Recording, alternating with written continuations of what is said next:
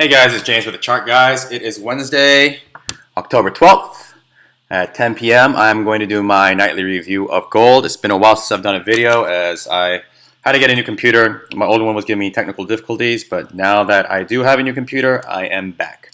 So let's look at gold on the daily.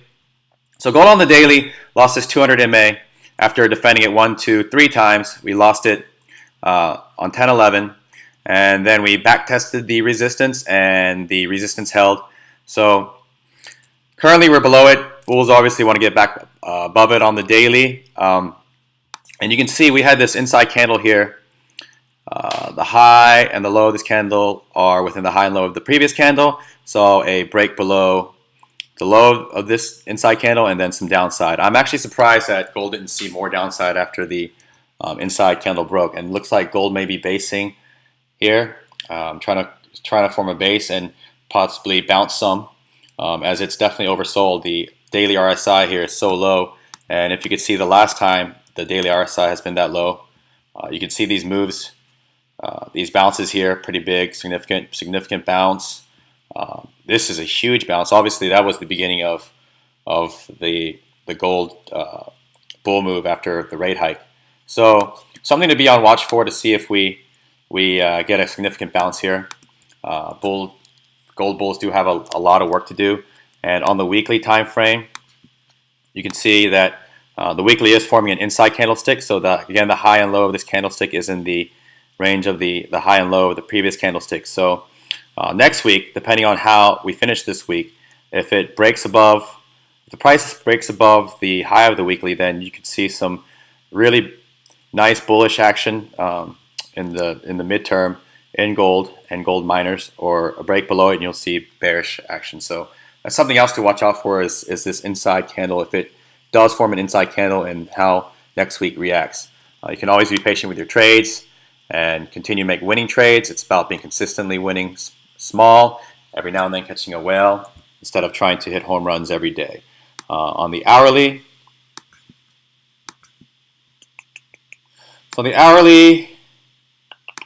we have this hourly downtrend line. I'm pretty sure Dan has this on his charts too. If I remember, he's the one who actually pointed out in the commodities room and brought my attention to it. So you can see how many rejections we've had here, like multiple rejections here.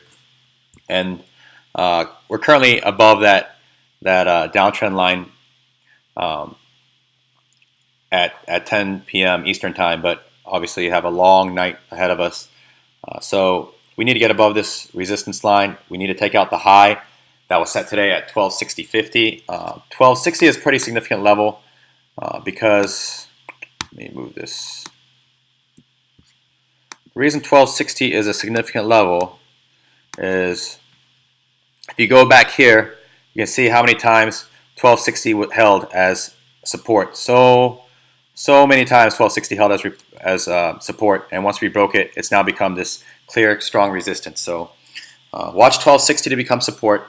Watch for gold bulls to show up if 1260 becomes support. Take out the high of today that was set, and then continue to bounce if it is forming a base, which it does seem like it is doing right now.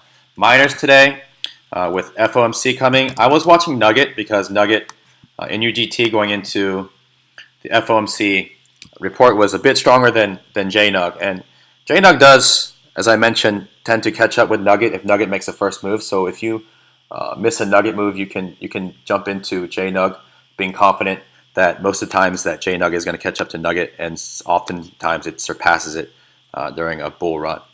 But what I was watching for is this tightening range here. We formed this inside candle. Let me zoom in here. And let me do this.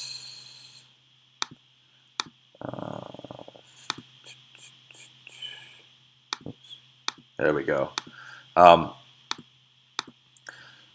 Saw this inside candle here, and once we broke to the upside, I was leaning bullish going into FOMC report. This candle kind of confirmed that for me, as it was on increasing bull volume, and then we obviously had this nice move for a trade. And then I did mention to a lot of people who asked, to take profits or not, and I said that I would, at least half of it, because it's still not strong enough to swing, in my opinion, as gold bulls have a lot to prove still.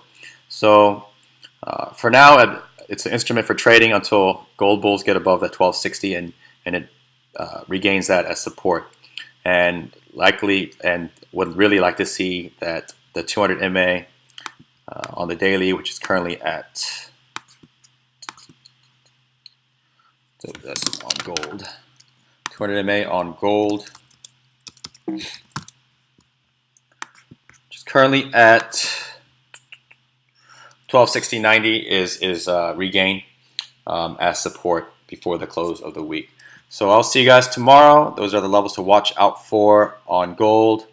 And remember that the 20 MA must hold as support on the hourly for gold miners if you want to do anything intraday. That's what I recommend. Have a good night. I'll see you tomorrow.